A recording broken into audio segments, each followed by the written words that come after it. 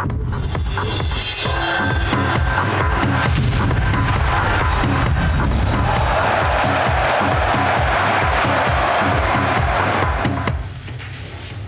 24 ঘন্টায় স্বাগত। খেলার দুনিয়ার সব খবর নিয়ে আমি শুভদীপ শুরু করছি স্পোর্টস 24। আর শুরুতেই দেখে নেব ফুটবলের খবর গোল কিকে।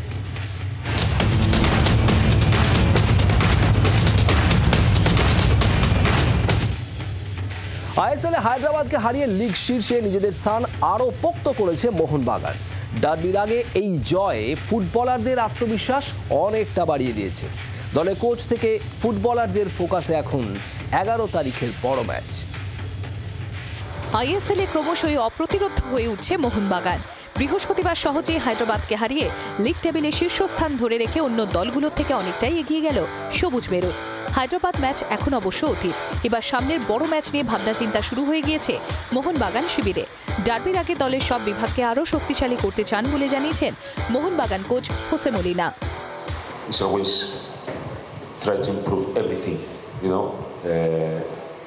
Help my players to improve them as a players, try to help them to improve all together as a team, in attack, in defense, in set pieces, in transitions, in everything. You know, we are a really good team, but we are not perfect, right? Then if we are not perfect, means that we have room to improvement, right, in every area. Hyderabad ম্যাচে বেশ কয়েকবার সুযোগ পেলেও সেটা গোলে পরিণত করতে পারেননি লিস্টন কোলাজো। ডার্বিতে সেই আক্ষেপ মেটাতে চান বলে জানিয়েছেন এই বাগান ফুটবলার। কোচের নির্দেশ অনুযায়ী দ্রুত ডার্বির প্রস্তুতি শুরু করে দিতে চান Liston. Yeah, it's gonna be a difficult game. I have told him personally the way they are playing now and the play they can play in the derby. It will be a different game. We can't plan. So it depends on the coach how he tells us and implement his idea. So we are waiting for it. গঙ্গাসাগরের জন্য কলকাতায় বড় ম্যাচের আয়োজন নিয়ে ধোঁয়াশা তৈরি হয়েছে। অন্য কোনো শহরে ডার্বির আয়োজন হলে তার কোনো অসুবিধা নেই, তবে কলকাতাকে যে তিনি খুব মিস করবেন সেটাও জানিয়েছেন হোসে মলিনা। ডার্বির আগে প্রস্তুতির জন্য বেশ কয়েকদিন সময় পাবে মোহনবাগান। এটাকে অ্যাডভান্টেজ হিসেবেই দেখছেন মোহনবাগান কোচ। ব্যুরো রিপোর্ট, জি 24 ঘন্টা। সন্তোষ ট্রফি জিতে আসার 72 ঘন্টার মধ্যেই সরকারি চাকরির দরজা খুলে গেল 22 জন ফুটবলারের সামনে। আইএফএ দপ্তরে হাজির সরকারি প্রতিনিধিদের দল। রবি হাঁসদারা সই করলেন চাকরির নিয়োগপত্রে।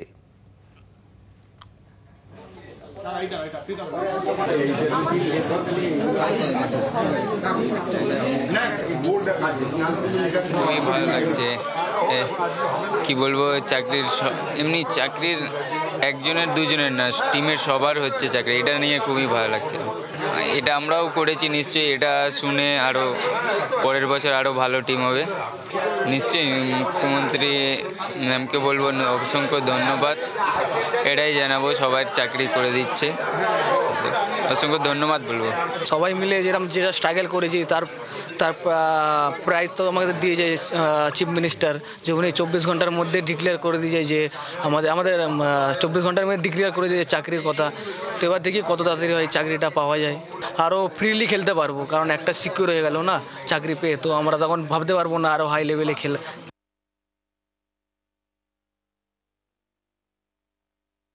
ভালো, আমার মনে হয় বাংলার ফুটবলকে অনেক ধাপ এগিয়ে দিলেন আমাদের মুখ্যমন্ত্রী, কারণ পরের বার যারা ট্রায়ালে আসবে তারা কিন্তু সবাই ভীষণ সিরিয়াস থাকবে, তারা সুযোগ পাওয়ার জন্য লড়াই করবে, তারা চ্যাম্পিয়ন হওয়ার জন্য লড়াই করবে, কারণ তাদের মাথায় কিন্তু সবসময় থাকবে যদি বাংলাকে চ্যাম্পিয়ন করতে পারি তাহলে চাকরি আছে। এবার নদিয়া জেলায় আইএফএ নতুন একাডেমির সূচনা হতে চলেছে। আইএফএ অফিসে এসে মৌ স্বাক্ষর করে গেলেন নদিয়া জেলা সভাধিপতি তারান্নম সুলতানা মীর।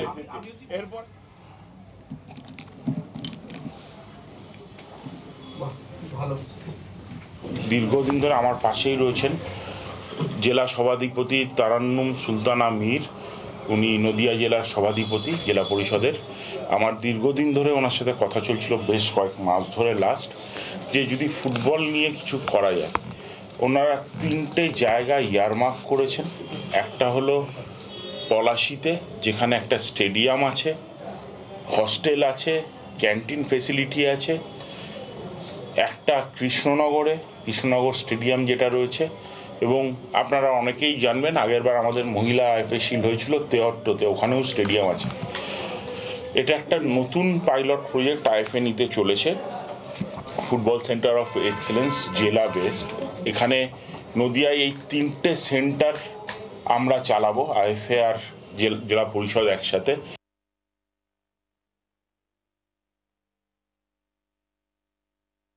আমি বাঙালি, এটা আমার সবথেকে বড় পরিচয়, এবং বাঙালির জাতীয় খেলা এবং প্রিয় খেলা ফুটবল।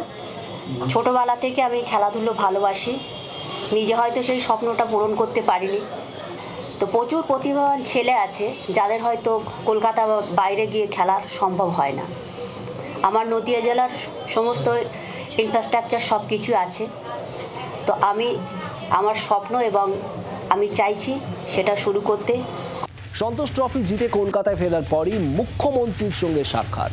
মুখ্যমন্ত্রীর ফুটবল অনুরাগ দেখে মোহিত সন্তোষী কোচ সঞ্জয় সেন জি24 ঘন্টাকে দিলেন একান্ত সাক্ষাৎকার। বাংলা ফুটবলের ইতিহাস যদি লিখতে হয় তাহলে একটা ব্যাপার মাথায় রাখতে হবে যে যখনই কোনো দল বিপদে পড়বে, কোনো সংস্থা বিপদে পড়বে, ফুটবল সংস্থা, তাদের ঘরে যখন ট্রফি থাকবে না, তখন তাদের বেরিয়ে পড়তে হবে একজনের সন্ধানে। তিনি সঞ্জয় সেন, চেতলার বাসিন্দা। তিনি সোজাসাপটা কথা বলেন, ধর্মেন্দ্র সিনেমার আদ্যন্ত ভক্ত, এবং সোজাভাবে তিনি জীবন তার ফুটবল কোচিংকে চালিত করে দলকে সাফল্য এনে দেন। সে মোহনবাগান হোক, মোহামেডান হোক, বাংলা হোক। আমাদের সঙ্গে রয়েছেন সঞ্জয় সেন, বাংলাকে যিনি সদ্য সন্তোষ ট্রফি 6 বছর পর চ্যাম্পিয়ন করে কলকাতায় ফিরেছেন। সঞ্জয়দা, প্রথমেই নতুন বছরের শুভেচ্ছা এবং সন্তোষ ট্রফি জেতার জন্য জি24 ঘন্টার তরফে আপনাকে অভিনন্দন। ধন্যবাদ জানাই এবং নতুন বছরের শুভেচ্ছা সকলকে জানাই যারা এই আপনারা দেখছেন এই প্রোগ্রামটা, এবং সমগ্র বাংলাবাসীকে নববর্ষের শুভেচ্ছা এবং আন্তরিক ভালোবাসা জানাই। এবারে সন্তোষ ট্রফি চ্যাম্পিয়ন হওয়াটা কতটা কঠিন ছিল? 12টা দল আর্টিফিশিয়াল টার্ফে 5টা ম্যাচ খেলেছি, তারপরে 6টা ম্যাচ খেলেছি কোয়ার্টার ফাইনাল এবং সেমিফাইনাল। ফাইনাল যেহেতু আমরা খেলেছি 8টা, সেমিফাইনালে যারা উঠেছে 7টা ম্যাচ খেলেছে এবং ফাইনাল যারা খেলেছে 8টা ম্যাচ 18 দিনে খেলতে হয়েছে। আমার জানা নেই পৃথিবীতে কোথাও এরকমভাবে শিডিউল তৈরি হয় বা খেলতে হয়। অখ্যাত ছেলেরা দেখিয়ে দিয়েছে বাঙালির রক্তে ফুটবল আছে, বাংলার ফুটবল এখনও বেঁচে আছে। আমরা যদি সঠিকভাবে এগোতে পারি তাহলে আমরা আগামী দিনে দাপিয়ে বেড়াবো সারা ভারতবর্ষ। কোনো দল ট্রফি পায় না, তখন আপনার ডাক পড়ে এবং আপনি এসে তাদেরকে উতরে দেন। এটার কোনো ম্যাজিক নেই বা রহস্যর ব্যাপার নেই। সৎভাবে, একনিষ্ঠভাবে যদি তুমি লক্ষ্যের দিকে এগিয়ে যেতে পারো এবং এই লক্ষ্যটা কি সেটা যদি খেলোয়াড়দের বুঝিয়ে দেওয়া যায় তাহলে কিন্তু সাফল্য পেতে অসুবিধা হয় না। তো আমি এমন কিছু করে ফেলিনি, রহস্য এরম কিছু না। আমরা সৎভাবে চেষ্টা করেছি এবং এই রেজাল্টটা এসছে। কোন ম্যাচটা সব থেকে কঠিন ছিল? না, সত্যি কথা বলতে কি, আমরা ম্যাচ বাই ম্যাচ সব অ্যালার্ট করে থেকেছি যে কাউকে ছোট করে দেখা নেই। সেটা তেলেঙ্গানাই হোক, সার্ভিসেস হোক, মণিপুর হোক, কেরাল হোক। ইয়েস, সার্ভিসেস গত 10 বছর 12 বছরে তারা 6 বার চ্যাম্পিয়ন হয়েছে। They are really good team.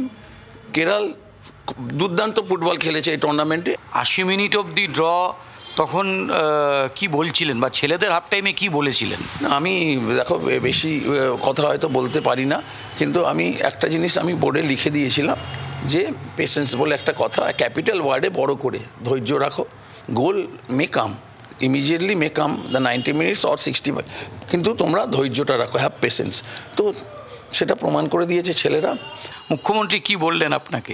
না, আমাকে নয়, প্রত্যেককেই মানে জানিয়েছেন, সবাসী জানিয়েছেন, এবং আমরা সত্যি আপ্লুত যে 24 ঘন্টা আমরা কাটেনি যে আমরা কলকাতায় পা দিয়েছি, তার মধ্যে 22 জন ছেলের চাকরির একটা অ্যাসুরেন্স, ফেব্রুয়ারি মাস থেকে তারা জয়েন করবে, এইভাবেই নির্দেশ দিয়েছেন ক্রীড়ামন্ত্রী অরূপ বিশ্বাসকে। এবং আজকে আমাদের খেলোয়াড়েরা আইএফএতে কেন মমতা ব্যানার্জি এবং অন্যান্যদের থেকে যে পার্থক্য এবং শত যোজন এগিয়ে, সেটা আবার প্রমাণিত হলো। যে পুরমন্ত্রী ফিরহাদ হাকিম, আইএফএ সচিব, তিনি আমাদের এয়ারপোর্টে বলেছেন যে সঞ্জয় দাকে যখন প্রথম বলেছিলাম সঞ্জয়দা প্রথমে রাজি হচ্ছিলেন না, দেন আমি ববিদার কাছে যাই, ববিদাকে বলি যে প্লিজ সঞ্জয়দাকে রাজি করান।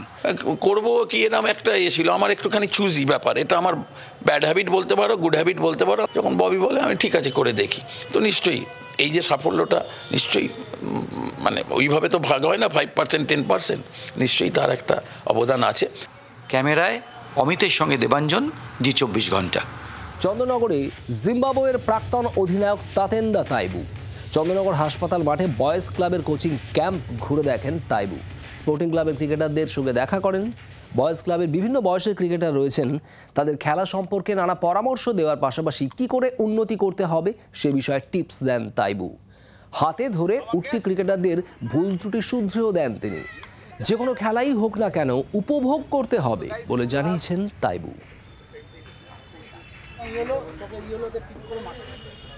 The main thing about any sport is to enjoy the sport, because for anyone who plays any sport, they will practice more than they will actually play, because it's the nature of sport. So you spend more time trying to work on your game than you're actually playing the games. So if you don't enjoy the sport and the coach says today we've got a 3-hour practice, if you don't enjoy the sport, the 3 hours is going to be long. But if you enjoy the sport, 3 hours will be nothing. গর্বের ব্যাপার, একটা বিদেশি player mister তাইবু এখানে এসে আমাদের এইভাবে যে আমাদের হেল্প করবে, এটা আমরা খুব গর্বের ব্যাপার আমাদের কাছে। আর একটা হচ্ছে যে আমাদের ক্লাবেও একটুখানি এনতো পাবের ছেলেরা যে আমাদের কীভাবে খেলা শিখে দেওয়ার পরে ওনারা সেই প্লেয়ারগুলো সব প্র্যাকটিসও করবে উনি যেভাবে বলবেন। এবার খেলার আরও অন্যান্য খবর ম্যাচ কর্নারে।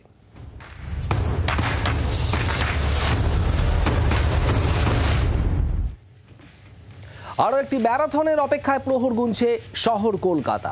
তৃতীয় বছরে পা দেওয়া শ্রীভূমি গোল্ড ম্যারাথন অনুষ্ঠিত হতে চলেছে আগামী 12ই জানুয়ারি। 3টি ক্যাটাগরিতে এবছর 6000-এরও বেশি মানুষ অংশ নেবেন এই ম্যারাথনে। শুক্রবার শ্রীভূমি স্পোর্টিং ক্লাবে ম্যারাথনের আনুষ্ঠানিক ঘোষণা এবং জার্সি লঞ্চ হয়ে গেল। নতুন বছরের শুরুতেই শহরে আবারও বসতে চলেছে ম্যারাথনের আসর। তৃতীয় বছরে পা দেওয়া শ্রীভূমি গোল্ড ম্যারাথন অনুষ্ঠিত হতে চলেছে আগামী 12ই জানুয়ারি। 21.1K, 10K, 3K fun run 3টি ক্যাটাগরিতে এবছর 6000-এরও বেশি মানুষ অংশ নেবেন এই ম্যারাথনে। শুক্রবার শ্রীভূমি স্পোর্টিং ক্লাবে ম্যারাথনের আনুষ্ঠানিক ঘোষণা ও জার্সি লঞ্চ হয়ে গেল। অনুষ্ঠানে রাজ্যের মন্ত্রী তথা ম্যারাথনের প্রধান আয়োজক সুজিত বসু, বিধাননগরের পুলিশ কমিশনার ছাড়াও উপস্থিত ছিলেন প্রাক্তন athlete Soma Biswas, olympian Joydeep Karmakar, grand master Dibyendu বড়ুয়ারা। থার্ড টাইম আমাদের এই marathon Manipal Sreebhumi gold marathon আমরা করছি। আমার বিশ্বাস এই দিনটা রবিবার 12ই জানুয়ারি সকাল 6টায় প্রথম রান আমাদের 21কে শুরু হবে। তারপরে 10কে যেটা আছে সেটা আরো আধ ঘন্টা বাদে আমাদের শুরু হবে 6:30টায়। থার্ড রান আমাদের যেটা 8টায় বলেছিলাম, ফান রান যেটা বলি আমরা, সেটা 7:30টায় আমরা করব। It is very good for the city. আমাদের এরিয়ার জন্য আমাদের যারা লোকালস আছে প্রচুর পার্টিসিপেশন থাকে, তো that's good for the overall society also, কি একটা হেলথ ইন্ডেক্স এটাতে বাড়বে। আজকের দিনে ক্রিকেট, ফুটবল, ব্যাডমিন্টন যেভাবে মার্কেটিং করেছে বা যে জায়গায় পৌঁছেছে অ্যাথলেটিক্স, সেই জায়গায় হয়তো আমরা পৌঁছাতে পারিনি, কিন্তু আপনাদের মতন বড় ক্লাবরা যদি এগিয়ে আসে বিভিন্ন ধরনের এই ধরনের মেগা ইভেন্টের মাধ্যমে, তাহলে আমাদের অ্যাথলেটিক্সের প্রসার হয়। এবারে ম্যারাথনের পুরস্কার মূল্য 15 লক্ষ টাকা। অনলাইন রেজিস্ট্রেশন ইতিমধ্যেই শুরু হয়ে গিয়েছে। কেনিয়া সহ অন্যান্য দেশে এবং ভারতের আন্তর্জাতিক রানাররাও অংশ নেবেন এই ম্যারাথনে। ম্যারাথনের রেজিস্ট্রেশন থেকে প্রাপ্ত অর্থ সমাজে পিছিয়ে পড়া মানুষের উন্নয়নে কাজে লাগানো হবে বলেই জানিয়েছেন সুজিত বসু। ক্যামেরায় দীপের সঙ্গে অর্কদীপ্তর রিপোর্ট, জি 24 ঘন্টা। জাতীয় তাইকোন্ডো প্রতিযোগিতায় অংশ নিয়ে সোনা জিতে ফিরল জলপাইগুড়ি স্কুল ছাত্র সাগর মল্লিক। কলকাতার এমজি রোডে আয়োজিত ৫ম জাতীয় তাইকোন্ডো প্রতিযোগিতায় দেশের বিভিন্ন রাজ্য থেকে প্রায় ২০০০ প্রতিযোগী অংশগ্রহণ করে। সেখানে নিজের বিভাগে সোনা জয় করে বাংলা তথা জলপাইগুড়ি জেলার মান উজ্জ্বল করেছে সাগর। সোনা জয়ের আনন্দে বাজনা বাজিয়ে তাকে বরণ করেন গ্রামবাসীরা। জলপাইগুড়ি জেলা তাইকোন্ডো অ্যাসোসিয়েশনের অধীনে থাকা একটি সেন্টারে প্রশিক্ষণ নেয় সাগর। গেছিলাম টেকো ফেস্টে যে সিজন অনুযায়ী খেলাগুলো হয়, আমি টেকো ফেস্টের সিজন 9-এ খেলতেছিলাম। 5th ন্যাশনাল যেটা ছিল ওটা খেলেছি আমি, তো সেটাতে আমি গোল্ড জিতেছি। জলপাইগুড়ি থেকে এত বড় সাফল্য একটা নিয়ে এসেছে, যে এটা সবচেয়ে বড় খুশি খবর জলপাইগুড়িবাসী। এর থেকে বলবো যে ন্যাশনাল গেমে যে পার্টিসিপেন্ট হয়েছিল, আমাদের ইন্ডিয়া যতগুলো স্টেট আছে সব স্টেট থেকেই পার্টিসিপেন্ট হয়েছিল। হাওড়া ডিভিশন জিআরপির বার্ষিক স্পোর্টস মিট হয়ে গেল সৈনেল মান্না স্টেডিয়ামে। 21তম এই বার্ষিক ক্রীড়া প্রতিযোগিতায় হাওড়া ডিভিশনের মোট 13টি রেল পুলিশ থানা ও হেডকোয়ার্টারের পুলিশ কর্মীরা অংশ নেয়। পুলিশকে ফিট রাখতেই এই প্রতিযোগিতার আয়োজন করা হয় বলে জানিয়েছেন জিআরপি ডিজি দেবাশিস রায়।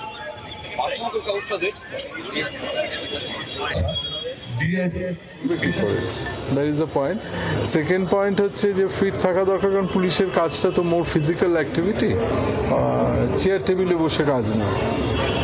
তো পুলিশকে নিজেকে সুস্থ রাখতে হবে এবং ফিট রাখতে হবে, যাতে more number of working hours I can devote for the service of the people. সেই জন্যে অ্যানুয়াল স্পোর্টস করা হয়, যাতে মনে করিয়ে দেওয়া সব পুলিশ পার্সোনালকে যে তোমরা নিজেকে ফিট রাখো। স্পোর্টস 24 আজ এই পর্যন্তই। রয়েছে আরো অনেক খবর, নজর রাখুন জি24 ঘন্টায়। বাংলার আওয়াজ, বাঙালির আবেগ, জি24 ঘন্টা।